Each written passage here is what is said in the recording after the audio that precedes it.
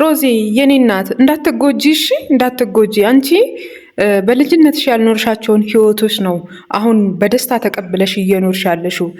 ይገባኛል፣ ይነበብብሻል እና ጥሩ ነው። በጣም ነው ደስ ያለኝ ስላንቺ።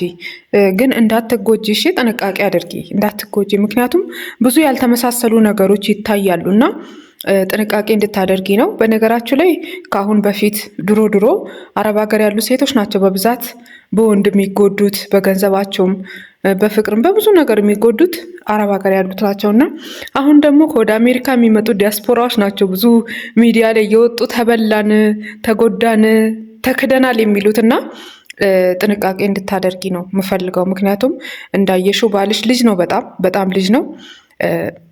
ትንሽ ቆንጠጥ ያዝ ማድረግ ያለብሽ ነገሮች ስላሉ እነዛን ነገሮች ያዝ ለማድረግ ሞክሪ እሺ። ያው ልጆች ያጠፋሉና ድንገት እንዳይጎዳሽ እሺ።